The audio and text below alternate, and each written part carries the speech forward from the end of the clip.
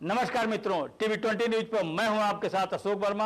आप देखते रहिए टीवी 20 न्यूज, बने रहिए हमारे साथ। विश्वविद्यालय में किस तरह का कार्यशाला आयोजित किया गया था, क्या संदेश दी गई अपनी? जो आजकल एक नया क्राइम का पैटर्न चल रहा है, साइबर क्राइम,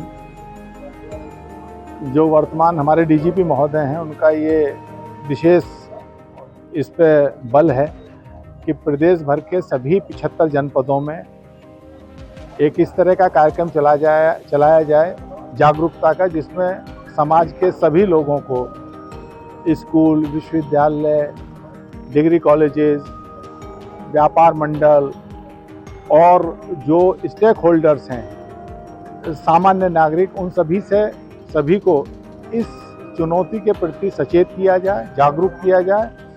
और इसमें क्या, अगर पहला तो कोई भी व्यक्ति इसका शिकार ना हो, विक्टिम ना हो, अगर हो भी जाता है किन्हीं कारणों से, तो तत्काल उसे किस तरह से रिलीफ मिल सकती है, उसके प्रति लोगों को जागृत किया जा रहा है। जैसे फर्ज करिए साइबर फ्रॉड अगर किसी के साथ, हम में से किसी के साथ हो जाए, तो तत्काल 1930 पे उसे अगर हम लॉन्च कराते हैं, या अगर वो भी नहीं कर पाते हैं तो जो गवर्नमेंट का एक पोर्टल है cybercrime.gov.in, उस पर जाके शिकायत कर सकते हैं। अगर वो भी संभव नहीं है तो अपने आसपास के थाने पे जाके, प्रदेश के सभी थानों पे इस समय हमारे जो साइबर सेल हैं वो गठित हो चुके हैं, वो उनकी मदद करेंगे। इसका मूल कारण ये है कि कम से कम जो उसको आर्थिक क्षति हो रही है उसका पैसा तत्काल होल्ड हो जाए, तो और वो बाद में विधिक प्रक्रिया से वापस आ सकता है। इसी के साथ साथ एक दूसरा विषय है मिशन शक्ति केंद्रों की स्थापना और महिला सशक्तिकरण का। आप जानते हैं कि इस समय 5वां जो संस्करण है मिशन शक्ति का, वो चल रहा है। जब से माननीय मुख्यमंत्री जी के नेतृत्व में प्रदेश सरकार का गठन हुआ है, निरंतर इस पर प्रयास चल रहा है, और अब उसके रिजल्ट भी आज विश्वविद्यालय प्रांगण में खुले मन से सभी छात्राओं से पूछा गया।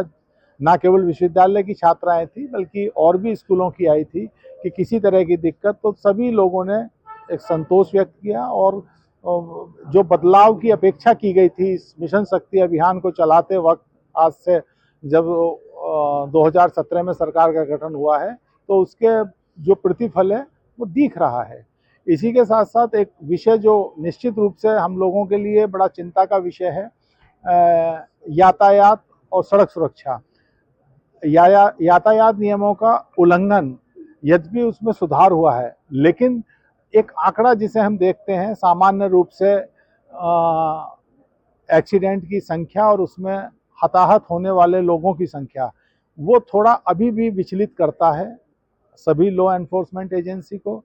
जैसे जनपद की ही हम बात करें, आपराधिक घटनाओं में इस वर्ष में 2025 में अब तक 16 व्यक्तियों की मृत्यु हुई है, जबकि एक्सीडेंट में 200 लोग हताहत हुए हैं। ये बहुत बड़ा आंकड़ा है, ये निश्चित रूप से विचलित करने वाला है। इसमें बहुत बड़ा एक रीज़न जो हमें समझ में आता है सड़क पर देखने में, बहुत से कारणों में से एक बहुत बड़ा कारण है टू व्हीलर्स पे लोगों के द्वारा हेलमेट का ना लगाया जाना। और उसमें भी हेलमेट आगे वाला लगा लेता है, पीछे वाला छोड़ देता है। भाई अगर गिरेंगे तो चोट तो पीछे वाले को भी लगेगी। आप लोगों के माध्यम से भी मेरा आग्रह है, सभी, हाँ, आप लोगों के माध्यम से ये सभी जनपद वासियों से, क्या देशवासियों से अपील है कि कम से कम यातायात नियमों का पालन जरूर करें, अवश्य करें। क्योंकि इसमें कई बार आदमी केवल अपनी गलती से नहीं, दूसरों की गलती से भी हताहत होता है। तो सावधान भी रहें, पालन भी करें और सड़क पर चलते हुए सावधान भी रहें, ताकि इस एक जो मीनेंस है रोड एक्सीडेंट का, इससे बचा जाए।